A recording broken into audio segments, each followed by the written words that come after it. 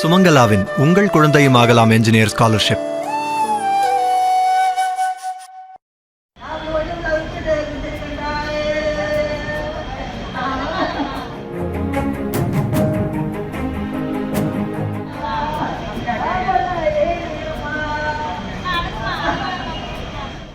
பெரம்பலூர் மாவட்டம் ஆலத்தூர் காரை கிராமத்தில் சமத்துவபுரத்தில் வசித்து வந்த நிஷாந்தினி என்ற இந்த புண்ணியவதிதான் மோகினியாக மாறி பெற்ற மகளின் உயிரையே குடித்திருக்கிறார்.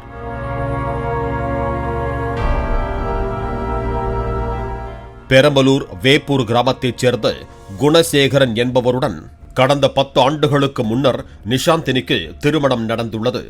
கருத்து வேறுபாடு காரணமாக கடந்த 5 ஆண்டுகளுக்கு முன்னர் குணசேகரனை பிரிந்த நிஷாந்தினி 9 வயது மகள் கீர்த்திஷாவுடன் தனது பெற்றோர் வீட்டில் வசித்து வந்தார்.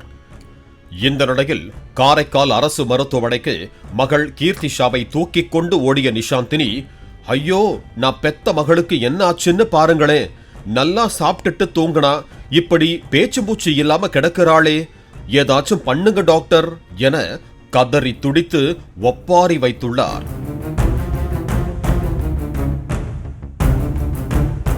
கீர்த்திஷாவை பரிசோதித்த மருத்துவர்கள் சிறுமி கழுத்தை நெரித்து கொலை செய்யப்பட்டதற்கான அடையாளங்களை கண்டு அதிர்ச்சி அடைந்தனர்.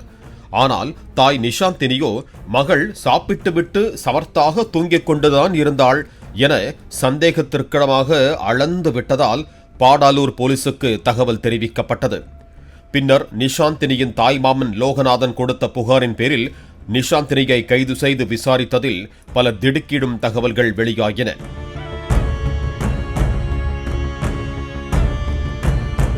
இருபத்தாறு வயதான நிஷாந்தினிக்கு அவர் தங்கியிருந்த சமத்துவபுரம் பகுதியில் ஓட்டுநராக பணிபுரிந்து வந்த 30 வயதான மணிகண்டன் என்பவருடன் தொடர்பு ஏற்பட்டு கள்ளக்காதலாக மாறியதாகவும், கிடைத்த நேரத்திலெல்லாம் உல்லாசமாக இருந்து வந்த நிஷாந்தினிக்கு ஒரு நேரத்தில் பெற்ற மகளே தொந்தரவாக இருப்பதாக எண்ணியதால் விபரீத சிந்தனை தோன்றியது.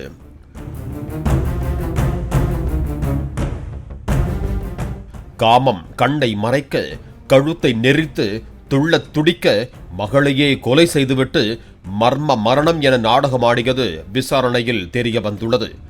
இந்த சம்பவம் அவரது குடும்பத்தார், உறவினர்கள் மற்றும் பொதுமக்கள் மத்தியில் பெரும் அதிர்ச்சியையும் பரபரப்பையும் ஏற்படுத்தி இருக்கிறது. சுமங்கலாவின் உங்கள் குழந்தையும் ஆகலாம் என்ஜினியர் ஸ்காலர்ஷிப். பிளே ஸ்டோர் மற்றும் ஆப் ஸ்டோரில் இருந்து பாலிமர் செயலியை QR கோடு மூலம் பதிவிறக்கம் செய்யுங்கள். செய்திகளை உடனுக்குடன் பெறுங்கள்.